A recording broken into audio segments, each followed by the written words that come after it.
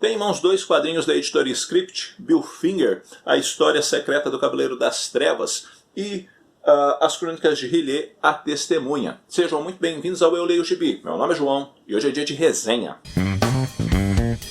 Começando com As Crônicas de Hylia, A Testemunha, quadrinho escrito pelo Douglas Freitas e desenhado pela Alice Monstrinho, que adapta para os quadrinhos um conto chamado Dagon, do H.P. Lovecraft. E no caso, depois de ler isso aqui, eu fui ler o Dagon, porque eu nunca tinha lido o Dagon, para ver, enfim, comparar também com a narrativa, para ver se ficou bacana mesmo a adaptação, né? Lido o conto e lido o quadrinho, sim, ficou bacana a adaptação, com uma proposta também de continuidade do próprio conto, como sugere o próprio autor dentro do quadrinho.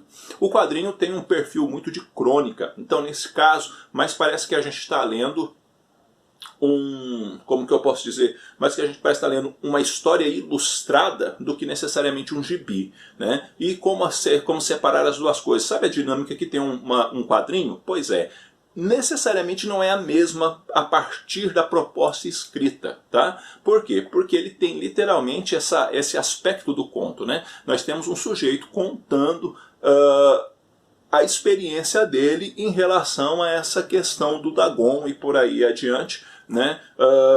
Da ilha, do que ele viu lá, essas coisas assim. Então ele tem esse aspecto muito assim do conto, da narrativa crônica, né? Então e aí a desenhista vai colocar, obviamente, no quadrinho, né, a visão do sujeito, né, que tem uma linguagem nesse sentido também muito parecido, digamos assim, com as revelações, com livros apocalípticos, né? Tanto o livro bíblico como qualquer outro elemento ligado à apocalíptica, no sentido de que eu vi tal coisa, que era desse jeito, assim, assim, assim, não com elementos interpretativos, por óbvio, como a apocalíptica, mas meio que no jeito de contar, né? Por quê? Porque é uma visão, é um sonho, é alguma situação assim que o sujeito está passando e que ele vivencia aquela questão que vem envolto também na sua família, com o bisavô, com o avô e por aí adiante. É bem escrito, é bem amarrado, é bem contado, mas tem essa característica, na minha opinião,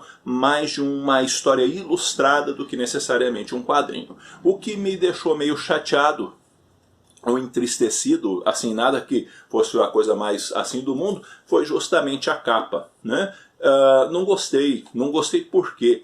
Tem um desenho muito bacana na capa, como você pode ver, mas as letras na frente, né, taparam o desenho, e isso não ficou bacana. Eu acho que eles poderiam ter disposto o logotipo de alguma outra maneira que não tampasse justamente o desenho atrás, que está muito legal. Essa capa ficaria muito bacana com esse desenho, mas com as letras em outros campos, né, aqui em cima, aqui embaixo, não sei, de uma forma que favorecesse, né, o desenho, e isso infelizmente não aconteceu, enfeiando a capa, porque ela acabou ficando poluída do jeito que ela ficou apresentada, o que é uma pena. É bacana a história é bacana, a arte combina com a narrativa e é um bom encaminhamento. Poderia de repente ter mais de um conto adaptado aqui, né, até para o quadrinho ficar um pouquinho mais espesso, que ele é bem fininho, contendo apenas o conto aqui proposto. Que nota eu dou para esse material? Eu dou uma nota 7,5, e caso você se interesse por esse quadrinho, vou deixar aí na descrição do vídeo um link para você poder adquirir esse material. O segundo quadrinho que eu quero conversar com vocês é justamente a biografia do Bill Finger, né? Que no caso Bill Finger, A História Secreta do Cavaleiro das Trevas. Aqui no caso nós temos o texto do Diogo Morrow e do Douglas Freitas, com arte do Sandro Zambi e cores do Ítalo da Silva Bispo. Quadrinho muito bem cuidado, tá? Com orelhinhas e tudo mais. Assim, negócio bem apresentado, com um formato menor, tá? E que nos conta justamente a biografia do Bill Finger, que é o criador do Batman, né? Tem sim a mão, obviamente, do Bob Kane, mas a situação dentro da história, à medida com que você vai lendo, você pega uma certa ojeriza do Bob Kane, porque você vê um cara meio sem escrúpulo, ou sem escrúpulo mesmo, muito vivo, né? Muito esperto, e que sempre soube colocar o nome dele nos holofotes e abafar quem está perto dele, como se essas pessoas não existissem ou não tivessem importância, mas ele só é o que ele é porque essas pessoas estão por trás dando suporte a ele, inclusive escrevendo as histórias e produzindo de fato algo extraordinário para o Batman, que não advém da criatividade do Bob Kane, mas justamente dessas pessoas, dentre elas o próprio Bill Finger especificamente, que é a grande mente por trás de todo o universo do Homem-Morcego.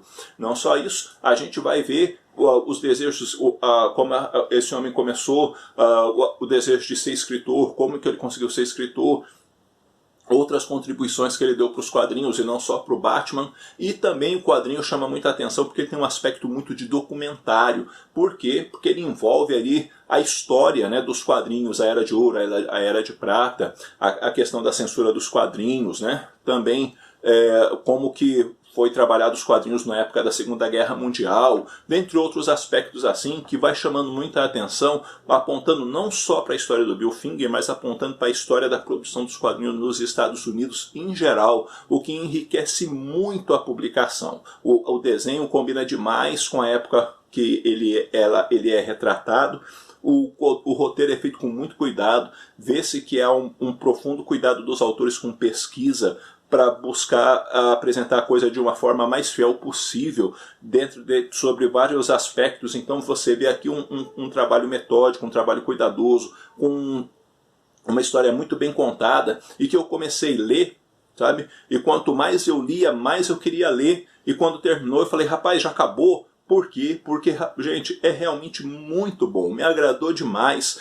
Assim, me resta tão somente elogiar o pessoal que fez isso daqui, porque é uma preciosidade pra gente que gosta de quadrinho, pra gente poder conhecer mais sobre quadrinho e também sobre um sujeito que, na minha opinião, foi tremendamente injustiçado e que só foi reconhecido muito tempo depois. E isso é uma pena, né, diante de alguém tão criativo, um cara também ao mesmo tempo muito honesto e muito fiel às pessoas com quem ele trabalhava, né? Então, sim, Bill Finger foi um sujeito extraordinário, e o Bob Kane, por sua vez, não era um cara que prestava necessariamente, não, mas era um cara muito vivo, muito esperto, que soube enriquecer por causa disso. E isso também fica muito claro dentro do quadrinho. Leia isso daqui, guarde isso daqui, porque isso daqui é para a gente saber sobre quadrinho, é saber sobre história e também conhecer melhor os autores que nos entregam histórias fantásticas, né? Então, leia, que vale demais a pena. Que nota que eu dou para esse material? Eu dou uma nota 10 e recomendo com força a leitura. Caso você queira comprar esse material, link na descrição do vídeo. Bom, galera, é isso daí. Eu vou ficando por aqui. Eu espero que esse vídeo tenha tido alguma utilidade para vocês. Se você não é inscrito no canal, inscreva-se, dê uma força para o canal a crescer e conte para os seus amigos a respeito do Eu Leio Gibi. Ajude-nos a chegar aos 10k de inscritos, que é a nossa meta aí, estamos correndo atrás disso, e conto com a ajuda de vocês. Deixe seu comentário aí nos comentários, né? E se você leu esses materiais, compartilhe a sua opinião. E se você já leu esse quadrinho, conta aí pra gente o que você também achou. No mais, quero indicar para vocês o grupo no Facebook. Faça parte do nosso grupo, sua presença ali é indispensável. Logo, logo eu estou voltando com outro vídeo. Um abraço forte em todo mundo. Até a próxima.